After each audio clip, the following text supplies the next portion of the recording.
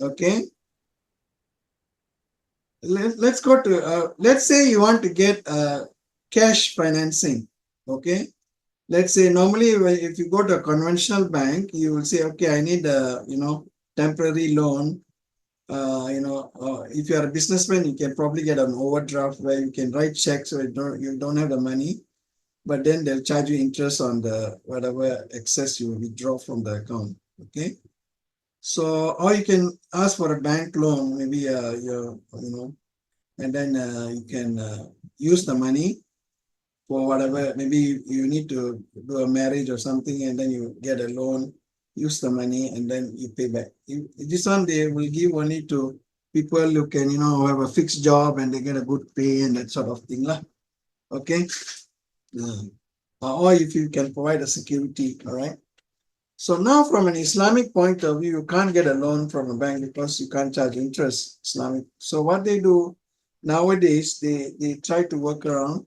So they normally Murabaha financing is, Murabaha is used for financing. That means if you want to buy something like a car or a plane or whatever, they can actually buy and sell it at a margin markup, and then they can sell it to you and you pay in installments. But if you're not buying anything, you just want money for expenses, then they cannot use Murabaha because there is no asset to sell. All right. So if you just need, let's say, working capital, or if you need, for a business, you need working capital, you need cash. All right. Or you can, you need cash for some, let's say a hospital bill you have to pay. So you need a loan to pay for the hospital bill, and then after that later you pay back the loan. So in the Islamic banks, what they do is they use they call it reverse Murabaha financing, but now it's called commodity Murabaha financing, or tawarruk. Okay, tawarruk. Okay. So here we'll see how Murabaha is used on the finance commodity Murabaha for cash financing, cash financing. Okay. So this contract is used to, amongst others, to replicate a loan to the customer for his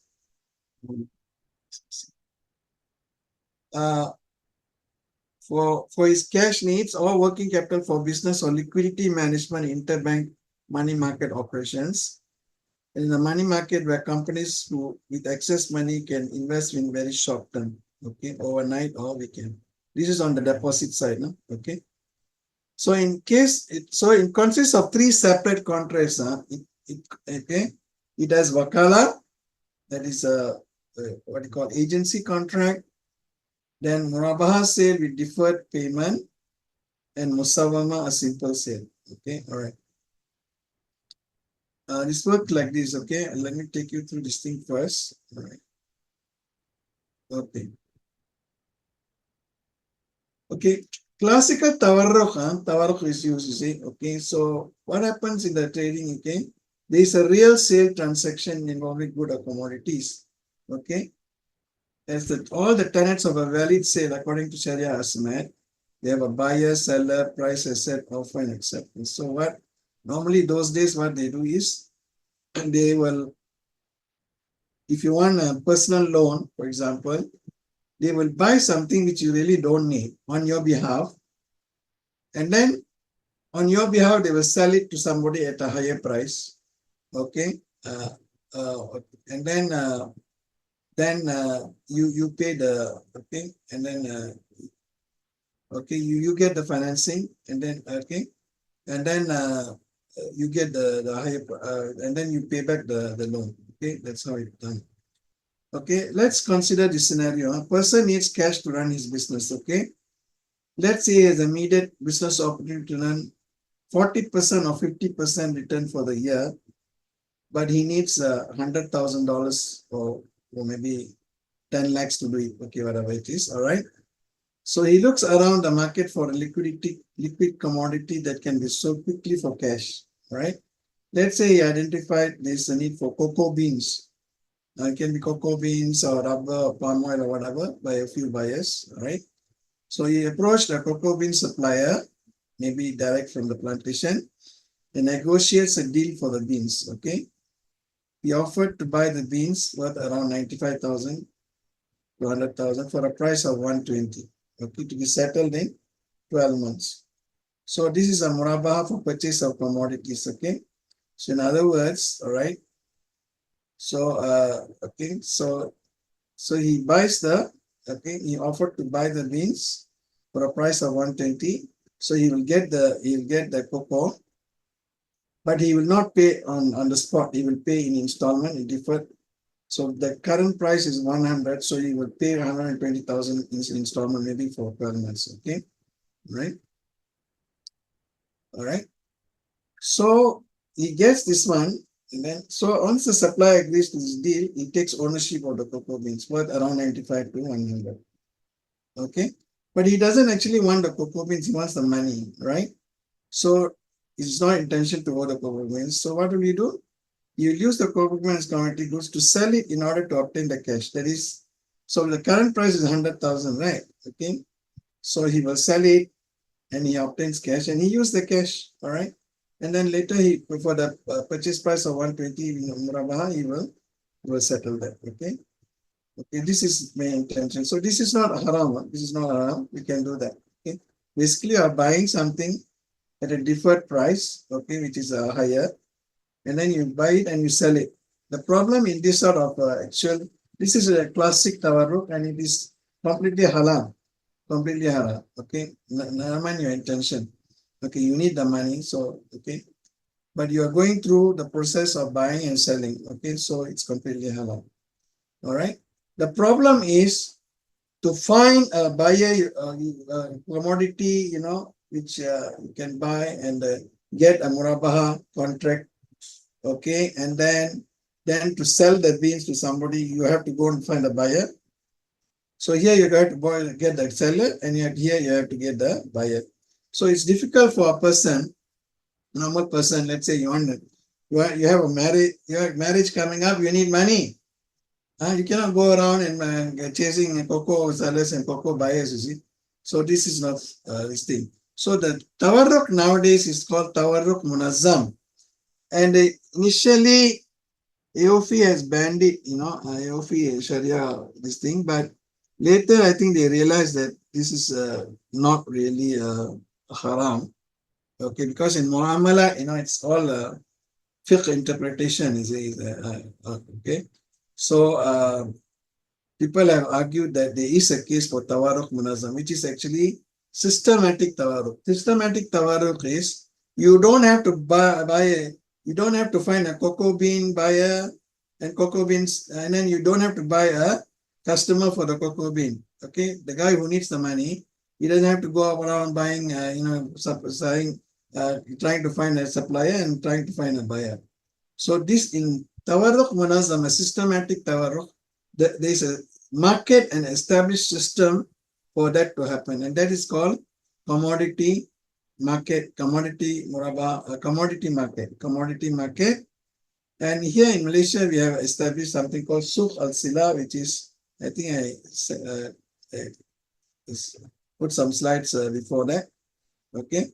And it arranges all this transaction to go properly so that it is in accordance to Sharia. Okay. Okay. All right. Okay. All right. So I think we don't need to, I think you already got the gist of it. Okay. Okay. Let's look at actually what happens nowadays. So a tawarruk transaction or arrangement will then involve a series of sale contracts whereby the principal, the bank, purchase an asset or commodity from a supplier for the purpose of entering into a commodity murabaha transaction. Okay. A buyer customer buys an asset from a seller, the bank, for a deferred payment, okay, either in periodic installment or lump sum, normally periodic installment. Then the buyer subsequently sells the asset via an appointed agent to a third party on sale for the cash price, okay, or the price less than a deferred price should equal to original purchase price with the objective of obtaining cash. The terms of the transaction is agreed upfront by both parties, including the type and price of commodities to be transacted and the settlement details. This is to ensure that the Sharia, the whole sale transaction and purchase transaction is Sharia compatible. The above transaction must be executed based on the sequence. This is very important. Huh? If you don't follow the sequence, you cannot sell what you don't own. You know? So the bank must buy first, okay, or bank must buy on behalf of the what you call the person needing the finance, okay, and then sell it later, okay. Okay, and the problem in many banks, they don't follow the proper sequence, you know. And in the Mizan Bank in Pakistan, they're very, very careful about this, you know. Here also, in theory, you know, this thing, but sometime in actual practice, we don't follow. This is very bad, you know, okay. Even in Murabaha, we have to follow a sequence. All right, let's look at this diagram. Huh? All right, this makes it very easy. All right, let's start. This is, we number the steps, okay. All right. Okay, so number one, let's say I need financing. I go to the bank, all right. I said, you know, uh, all right. So let's say, look, I need a financing of $100,000. Okay, all right, $100,000. So I say, look, I need a financing under $100,000. Okay. So now, one thing you can do is bank will buy the commodity, okay, based on your promise to buy from them, okay. Sorry, bank will buy the commodity from a seller, broker A, in the market, the Souk Al Sila market. In Malaysia, palm oil is used, but you can use cocoa, you can use metals, non-rebabi metals. You can't use gold and silver. That's around. You can't use wheat and all that. The staple foods you cannot use them, but you can use other agricultural thing or other metals, titanium. Now we have this rare metals, you know, you can use, right? So you can buy, so the bank pays the purchase price. Now the bank owns the commodity, okay? All right. And then number two, bank sell the commodity to the customer at cost plus profit, Murabaha. This is a Murabaha sale. And then the customer will pay in installment, okay, later. So now the customer, he doesn't need the commodity, right? He doesn't need the commodity. So he will use the Souk Al Sila, okay? So he will appoint the bank as a selling agent now. He will appoint the bank as a selling agent and he sells back to the bank. Okay, so now he owes the bank 120,000. Then he asks the bank to sell the commodity to him, a commodity for him. So the bank will act as a selling agent of the customer and sell the commodity to a broker B. Normally it's at the same price, but there is a commission involved. Sometimes the bank will bear the commission, right? Or sometimes the customer will bear the commission for all these transactions. That is under Ujra, so it's okay. So now the customer don't have to take the commodity. Okay, he don't have to take the commodity, all right? So he gets the price. So once his bank sell the commodity, the proceeds will go to the bank and the bank will settle with the customer. So he will get the 100,000 he wanted. And when he paying, okay, all right. So here, you must have an option to buy from Sharia point of view, the customer must have the option to get delivery of the commodity. He must have option to take delivery of the commodity. But if he doesn't want, if he opts not to take delivery of the commodity, he instructs the agent to dispose the commodity for immediate settlement. Okay, so this is sold, and then step 5, broker settle the purchase, bank acting and remit the commodity, sale proceed to the customer. So he got 100,000, he will pay back this thing. So you see, using this transaction, you can this thing. But here also, what happens is sometimes the bank don't want to take the risk, you know. Supposing based on the promise they buy the commodity and this guy don't want to buy it anymore, then the bank will be in trouble. They're stuck with the thing. So they have to dispose and at a loss, I suppose. So normally sometimes even the bank will act as a buying agent. Sorry, you can't do that because the bank has to sell to the Murabaha to get it. So this is the way it goes. So here, number one, when you want some money, you go to the bank, say, look, I need 100,000. So bank will, buy the commodity, okay, and sell it to the customer at the cost plus markup. That's how they make their financing costs. I mean, for revenue. And then the customer don't want the commodity, he sell it, he appoints the bank as selling agent, and the commodity is now the bank is acting as an agent to sell the commodity. But the broker must be different, it cannot be the same person. If you sell and buy to the same person, then it's bayal ina, which is haram. So you have to go to another broker in the same market, and then you settle the purchase immediately. Okay. So now the proceeds go to the bank transfers to the customer. Okay. So and then he settles. So this is how the commodity Murabaha works. Okay. All right. Okay.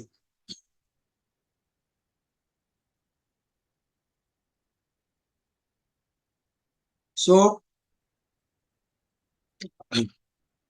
so a Tawaro consists of two sale and purchase contracts. The first involved the sale of an asset by a seller to a purchaser on a deferred basis. Subsequently, the purchaser of the first sale will sell the same asset to a third party on a cash and spot basis. So two sale contract and one agency contract and wakala contract. Okay. So this is used in home or term financing products. We can use this in home or term finance. Okay. So in the case of home financing, it is the house. But here he wants the house. Okay. Principal protected, principal to be returned on demand. Financing amount arise from sales proceed to the customer. Okay, this is how they get the markup, is it? All right. The financing obligation is created by a sale of commodity. Banks sell commodity to customer for deferred sale price. The deferred sale price is selling price plus markup. Right. On a monthly basis, bank will charge customer based on effective rate and give me. But in Malaysia, they give mandatory, but not necessary under the Sharia. So what are the problems with Tawarruk? Okay, there has been ongoing questions on the validity of the contract and the rationale of doing so.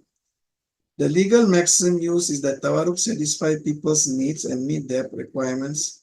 It is removing hardship. There is a maxim in the fiqh, not usul fiqh, it's a qawaid al-fiqhiyah. It's a principle that, hardship requires felicity. So you have to remove hardship. Okay. And then they go by Maqasid Sharia for protection of property. Okay. So this structure is required in the face of today's difficulty in addressing liquidity requirements. In order to overcome the option of reverting to a riba-based facility to meet customers' need, Tawarruk is provided as a solution to the problem. Okay. Okay. So original Tawarruk had no fixed issue. In the first slide I showed you about Tawarruk, no fixed issues. But here, even if the intention of the person buying the commodity is not to trade or use the commodity, but for the purpose of getting funds to be used for another halal purpose, that's exactly fine. Okay. Okay. We might have a problem. Fifth students should discuss with their ustad whether the real intention makes even their formally halal contract haram due to two reasons. First, innamal a'malu binniyah, isn't it? And al-umuru bimaqasidiha. This is a qawaid fiqhiyah. Al-umuru, any matter is decided by its intention. Okay. So, and this is a problem because the story of Bani Israel is scary. And I think you will know the story when, Allah subhanahu wa ta'ala banned the fishing on any work on Saturday. The Jews, they practice Sabbath. But these guys, the fishermen, they know that the fish comes out on Saturday. So what they did is they cast their nets on Friday evening and get it on Sunday morning. So this is actually a hela, okay. Technically, they are not working on Saturday, but this is to, what you call sort of cheating Allah, okay, sort of. Okay, so Allah turned them into monkeys because they are playing with the fit. So we have to be careful, if you really want to be this thing. But then there is also, in Sharia, in fiqh muamalat, that there is a felicity, so there's a real need, people are in, real need, so but the intention at least is that the money must be used for halal purposes, not for drinking, not for gambling, not for wasting, having a big wedding, it's all israf wedding, tabzir, to waste and to frolic, and to have all these occasions, and this thing they have. That's not, I think, definitely, I don't think it will be halal, okay, if you do this. Okay. So may Allah protect us from his anger and forgive us for doing wrongful acts which ends displeasure. Okay. So the modern one is arranged munazzam. So not everyone is skilled to obtain the cash by way of going into the physical market and buying and negotiating price with suppliers and selling it. Okay. So the system, that is a Suq al-Sila, the commodity market created for this particular purpose, will serve, Uh, but I think now it's allowed under AOF also. I have to check, this one. So what is the structure of this market? Having dedicated personnel skilled in the booking of commodities that is able to identify highly liquid commodities that is in demand and easily sold in the market. So the crude palm oil in Malaysia and non-precious metals are the commonly used commodity due to its stable and continuous demand for the commodities. Having developed internal systems that is able to track and monitor the evidence, ownership, and movement of the commodities. So you must have documentary evidence that you own the commodity before you can sell it. And the sales also must be documented. Okay, so the movement, the commodity must be physically identified, not an artificial thing going around. So they have to say, where is the palm oil? So they will identify a particular truck, going to be delivered or something. They will buy and then they sell it so quickly so that they can continue their business. So having established relationship with commodity brokers and commodity bursa, that is the exchange in where the trade transaction will happen. Having clear processes that is controlled and monitored to ensure proper sequencing and transfers in accordance to Sharia rules and regulations. Having Sharia approved documentation to capture the debt obligation created from the Murabaha sale of commodities. So with the above infrastructure, the Sharia board is able to monitor and regulate the implementation of the Tawarruk transaction, ensuring its validity. The bank is also able to manage the various risks according as the arranged process will be designed to minimize risks such as valuation risk, ownership risk, and even market risk. So ownership risk happen because the bank buys the thing first to sell. So it has to sell quickly, it has to sell it and then get rid of it quickly, so it's a matter of time, So normally this is done in several minutes, the whole thing, So so the bank, there is no ownership risk and even market risk. The price cannot go down or up, so it's done almost instantaneously. So the ownership risk and market risk and valuation risk are not there. Okay. I think I don't need to go through this again. Okay.